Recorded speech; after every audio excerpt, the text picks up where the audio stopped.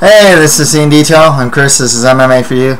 I'm going to be doing my predictions for UFC Fight Night 27, Condit versus Kampmann 2, which happens on August 28th. Overall, it's a solid card, actually. I like the prospects on here. Brad Tavares is someone I'm high on. I'm liking what I see from Whittaker. See if Erik Perez can get to the next level of competition. See if Dos Anjos can truly break into the top 10 if he beats Cerrone. Kampmann versus Condit has fight of the year potential. See what Gastelum has, at 21 years old, Undercard's pretty good. You got guys like Takeya, Jason High. Brandon Thatch makes his UFC debut. So overall, I do like this card. I will say this too, a lot of fights are very hard to call. Especially when you got new prospects. Erik Perez fights Mizugaki. Mizugaki's pretty grizzled veteran fighting a guy relatively new to the UFC. He has like what 3 or 4 fights in there that they're really trying to build up. Only 23 years old. See if Gastelum can beat Melancon, who's coming off that big win over Seth Basinski. Cerrone versus Dos Anjos. Just good fight. Both these guys, very well-rounded guys. You got like interesting solid matchups like Hiyoki versus Alkins, both more grappling based. Hard to call that one, So yeah, really good card. I think. If you're looking mainly for prospects and whatnot, good free card. So yeah, let's get right to it. Okay, we got the rematch as Condit fights Kampmann. Kampmann won a split decision in the first meeting. I think some key points to point out with both fighters. Kampmann, a very slow starter. You saw that in the Jake Ellenberger fight. He almost got knocked out. And of course, there's the Hendricks fight. Among other fights, too. He's just a notorious slow starter. He's been rocked a good amount of times by some of the heavier punchers like Ellenberger, and he got knocked out cold by Johnny Hendricks. He's a guy that's generally known as a guy who has a good chin, but I just gotta wonder how many times has his brain been rattled at this point. Condit, his biggest weakness is definitely his takedown defense. I think Kampmann will be able to take down Condit. I think Condit has been trying to shore up that point of his skill set, or that part of his skill set. And even when he is put on his back, he's always throwing a submission, going for a sweep, or trying to get back to his feet. So it's really really tough one for me to call, actually. But I'm gonna say I gotta go with Condit here. I think Condit, both guys are good in stand-up. I think Condit has a little more diversity in the stand-up. He'll throw a lot more kicks, a lot more knees, even throws a flying knee here and there. Kampmann, very solid kickboxer himself. Good wrestler. With Kampmann, he has good wrestling and just a totally underrated grappling game. Really good chokes. But Condit is not a guy that's easy to finish. He's a guy with really good cardio. Both these guys have really good cardio. They go 3 rounds pretty easy. I know Condit can go 5. He's gone 5 a couple times. And he's always in your face too. He's also shown to have a really good chin. Condit has really good cardio, strong in the scrambles, good Brazilian Jiu-Jitsu. Kampmann is just that really well-rounded guy. Defensively, I do feel he's kind of lacking at times. One of his biggest problems is that he goes back in a straight line. It has actually hurt him a lot, even against like Diego Sanchez. I think Kampmann should have beat Sanchez. But even then, he was put in trouble by Diego Sanchez against the fence. He was getting hit a couple times because he just backs up in a straight line. But But yeah, you know, I think as far as improvement goes from the last fight till now, I think Condit's improved just a little more. I think Condit might have the better stand-up. Pace-wise, they can both go at a good pace. I know Condit's probably going to be able to like scramble back to his feet or create scrambles if taken down. Yeah, so I'm going to go with Carlos Condit here, but a really good fight nonetheless. Next fight after that, we have Donald Cerrone versus Rafael dos Anjos. So it's actually hard for me to call because I've been really high on dos Anjos for a while now, you know. I mean, against Bocek, for example, showed some really improved takedown defense. His Muay Thai has gotten a lot better. He seems to be just, like, I don't know where it came from, but he seems to be just really heavy-handed. You know, you saw him knock out Sataropoulos. You know, he's a Brazilian Jiu-Jitsu black belt as well. Has some good leg kicks on a 4-fight win streak. But Donald Cerrone, Cowboy, trains at Jackson's. Really strong kickboxing. Really good kicks in general. I mean, he'll kick everywhere. Head, body, leg.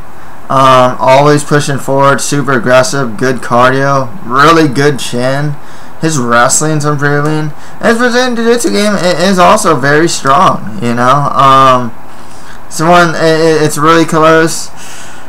I think I gotta go with Cerrone here. He's just a little more proven. You know, I think if Cerrone has like a better Evan Dunham in a sense. And I know a lot of people thought that Evan Dunham beat Rafael dos Anjos, so I thought that was really close. Yeah, it could have gone either way. Actually, that's a really bad comparison now that I think about it. They're not that similar now that I think about it. But, you know, with Cerrone, good chin, solid kickboxing, you know, always pushing forward. Dos Anjos, really improving fighter. One of the more improved fighters I've seen in a long time. Very well-rounded. Both these guys are very well-rounded. Tough one for me to call, you know. I've been really high on Dos Anjos, but it's Cerrone, you know. I mean, I don't think he's going to get, like, body kicked like he did against Anthony Perez. You know, Dos Anjos just doesn't have that same skill set. I think Cerrone is a little bit superior in the stand-up than Dos Anjos. The ground, I'd give it to Dos Anjos, but Cerrone definitely a very good ground game himself. It's 13 of his 20 wins are by submission. But yeah, you know, I'll go Donald Cerrone to win that one. The next fight is that Kelvin Gastelum fights Brian Melancon. You know, the funny thing with Melancon is like he's a guy that I have a very bad tendency to underestimate. He's small for 170. I mean, Seth Brzezinski looked like he's 2 weight classes above him. But he's on a 2-fight win streak. Knocked out Seth Brzezinski in his last fight. Showed some good boxing skills, defensively and offensively. Always pushing forward, super aggressive. I've seen some of his fights, though. His gas tank isn't the greatest. With Gastelum, it's his first cut to 170. He's only 21 years old, 6-0 undefeated. A good wrestler. He's really relentless about getting those takedowns. You know, really resilient guy.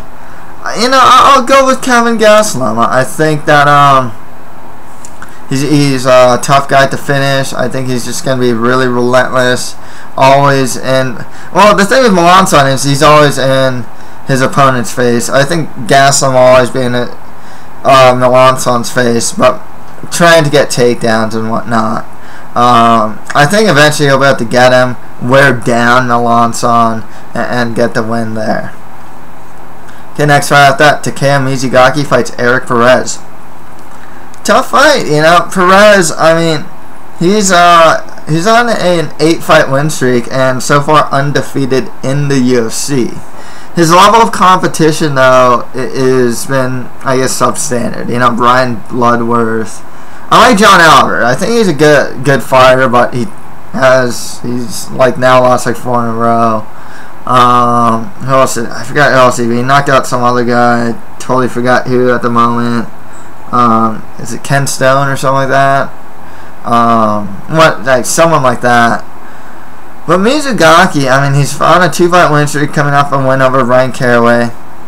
He has good kickboxing and strong chin, and some very underrated grappling. When he, he'll get like a trip takedown. He'll throw some ground and pound to avoid submissions while he's on top.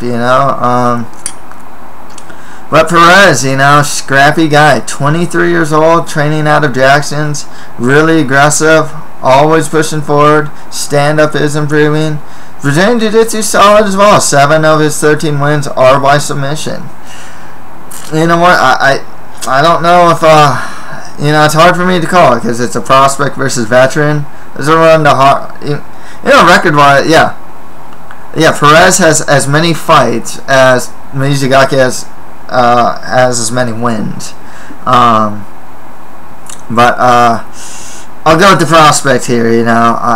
I like what I see from Perez. He is a pretty good prospect. It's definitely an appropriate step up in competition for him. I'm really wondering if the only I think he's the only Mexican-born UFC fighter, if I'm not mistaken. I'm curious to see his progress so far, and if he can be a guy like he's really tough, like Mizugaki, just really tough guy to beat. Next fight after that, McGee fights Robert Whittaker. The thing with McGee is he trains at Pit Elevated. He's the type of guy. He's very workmanlike in his octagon, in his fights. He outworks his opponents. He's one of those guys that's really average everywhere, not great anywhere. Stand up, average. Nothing I'd call bad, but nothing I'd call great. His wrestling, it's pretty good. Pretty good Brazilian Jiu-Jitsu. That's the thing. His main thing is he outworks his opponents. He has some pretty high output actually in his stand up. But Robert Whittaker, he's on a 2-fight win streak, only 22 years old, heavy-handed guy, good kickboxing, good counter striking. He showed down in the Colton Smith fight. A lot of people, see their first time they seen Robert Whittaker was like the Colton Smith fight, and the fact of the matter is, people think, oh, he's this guy that fights with his hands down. Actually, it doesn't. Usually, I think the Colton Smith fight's one of the first times I've seen him fight like that, where he just had this his lead hand just totally down. But Colton Smith is a grinder. I mean, he's mainly a wrestler and a grappler, so he did that to avoid takedowns. But he generally doesn't fight like that. But with Whittaker, he did show improving takedown defense in his last fight as well. I like what I see from Whittaker. Solid stand-up, improving grappling, improving takedown defense. I'll go with Robert Whittaker to win this one. I think he can beat McGee in the stand-up. He's got to watch out for the pace there, but I think he beats him in the stand-up. I think he can avoid the takedowns. Oh, I hope he can from McGee. And I just realized that I'm seeing a lot of this now. A lot of tough winners are fighting each other these days. McGee's I don't remember what season fought, but he was a tough winner, and Robert Whittaker won tough smashes. I know Michael Chiesa is going to fight Colton Smith, who are both tough winners as well. So yeah, interesting that they're doing that. Next fight, I thought Robert Bubba McDaniels fights Brad Tavares.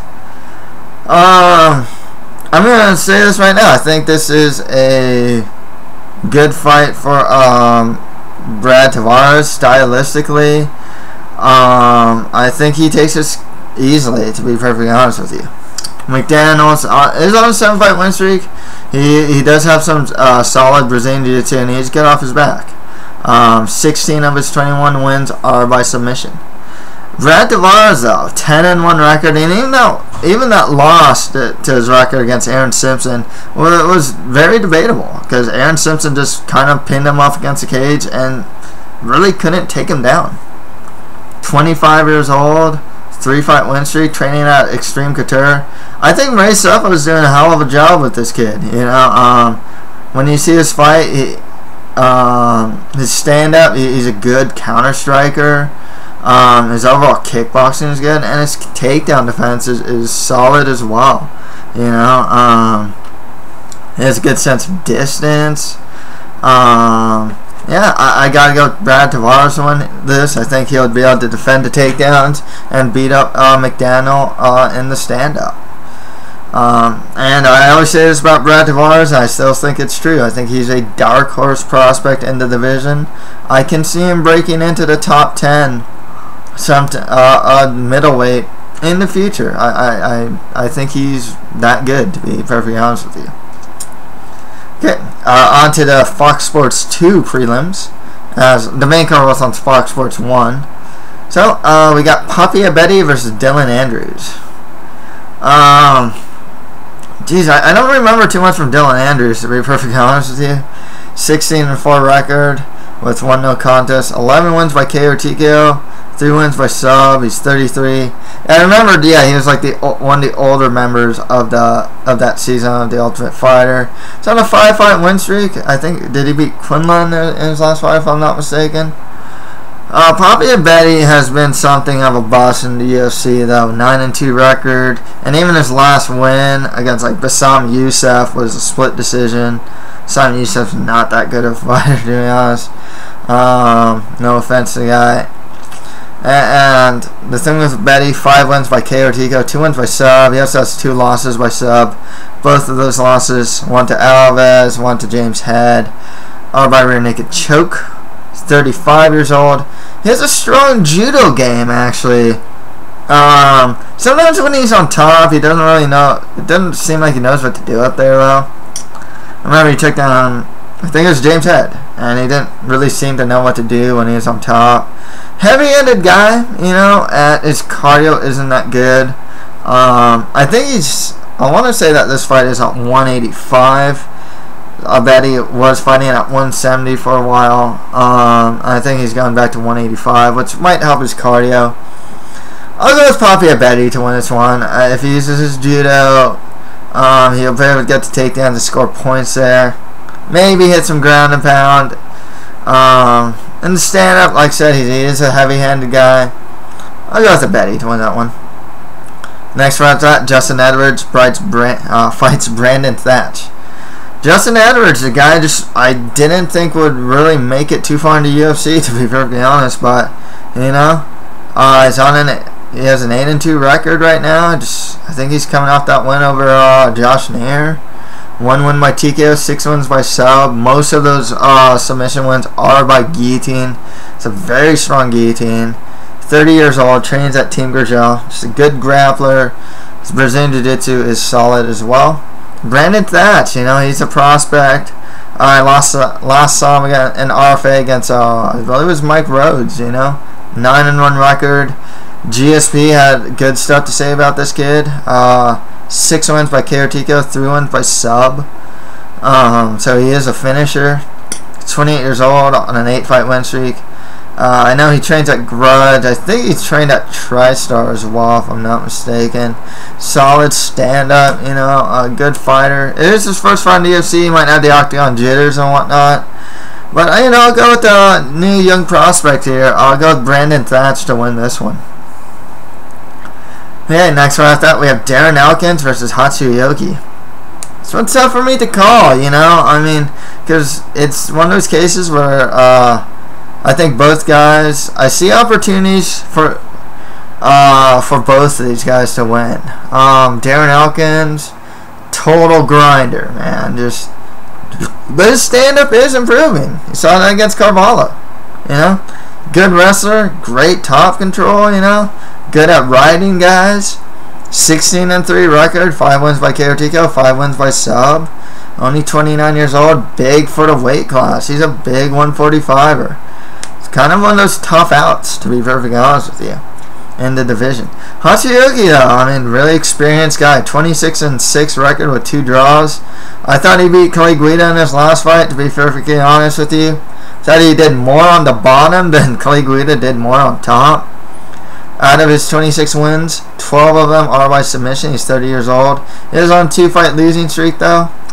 Has good offensive takedowns, mainly his trip takedowns. His guard passing is stellar. Brazilian Jiu-Jitsu overall is good, on top especially, but he is strong off his back. He has a good chin. His stand-up's actually not that bad. You know, and he is actually shown to have a pretty good chin. This one's hard for me to call because I can see Elkins possibly grinding out a decision here. Maybe he'll test out his newfound stand-up even.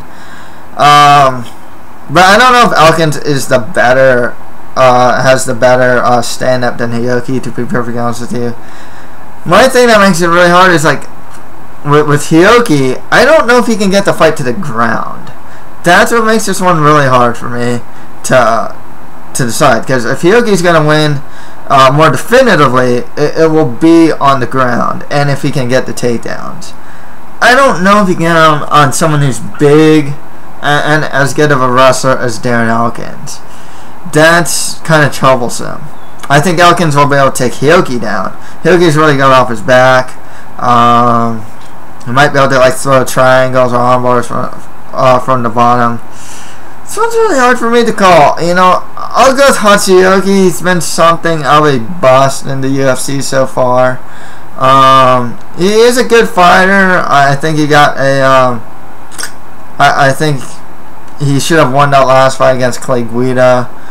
Didn't look great against Rube. Looked good against Bartimus. You know, I'll go with Hioki to win this one, but it's really hard for me to call because, you know, there's certain questions that I don't know whether or not, especially whether or not Hioki can actually get this fight to the ground or not. Who has the better stand-up as well? Next one after that, this one's hard for me to call too. It's James Head fights Jason High. Head's an interesting prospect. He's big for a 170er, 29 years old. He has some pretty solid boxing and some good wrestling. But Jason High, 31 years old, trains at ATT, good wrestler himself. His top control is solid, and he does have good Brazilian Jiu-Jitsu skills. And the stand-up, it's hard for me to say. Like, he's not terrible in the stand-up by any stretch, but, you know, it's not his strongest point. Yeah, this one's really hard for me to call. I'm tempted to go with Head in the sense that I think he can outbox High and maybe defend the takedowns. I remember that's what he did against, like, Ebersol, for example. But I gotta have a feeling that High will probably be able to get his wrestling in there and be able to get his takedowns. So I'll go with Jason High to win this one. That one's kind of tough for me to call, though. Okay, on to the Facebook prelims. We have Ben Holloway versus Zach Cummins. With Cummins, he has a 15-3 record, 4 wins by KO, 8 wins by sub on a 2-fight win streak. But it is his first fight in the UFC, and his last pro MMA bout was in March 2012. I know he found the Ultimate Fighter after that, sometime after that, but and they're not really the same, you know what I mean?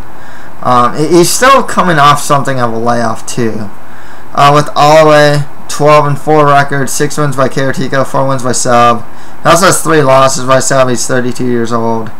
I remember he won a fight with a front kick, which was really cool and whatnot. I'll just go with Ben Holloway.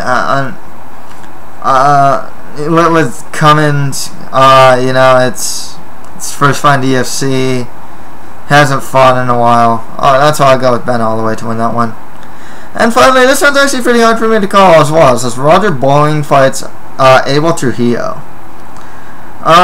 Trujillo, I mean, he got manhandled and ragdolled by Habib Nurmagomedov. But he's 29 years old, 10-5 record, trains at the Blackzilians. He actually is a good wrestler. I believe just a really good wrestler and stand-up solid. With Roger Bowling, he's 30 years old on a 2-fight losing streak. He got knocked out by Anthony Njokuani. Pretty much just ran into like a left hook, if I'm not mistaken. Really aggressive guy, always pushing forward. Stand-up's a bit reckless, but he is heavy-handed. He is a good wrestler as well, but his defense isn't the greatest, and his cardio is pretty bad as well. With Trujillo, I mean, before that, his best one. He won over Marcus Levisher. He managed to fit takedowns and just beat him up. It's just really hard for me to say because Roger Bowling has like glimpses of greatness in the sense, I mean, he looks good. He's always relentless. That's why he's relentless, Roger Bowling. Always in that guy's face. Pushes a good pace. Despite Roger Bowling's flaws in his overall defense and cardio, I'll go with him to win this one. Tough one for me to call. Trujillo's solid, he's a solid fighter. Nothing about, I haven't seen anything that, like this one, honestly, I think it can actually just go either way, but I'll go with Bowling to win this one. Okay, on to the recap. Okay, to recap the Fox Sports 1 main card. I have Carlos Condit beating Martin Kampmann, Donald Cerrone beating Rafael dos Anjos, Kelvin Gastelum over Brian Melancon, Erik Perez over Takeya Mizugaki, Robert Whittaker beating Court McGee, and Brad Tavares beating Robert McDaniel. Okay, on to Fox Sports 2 prelims.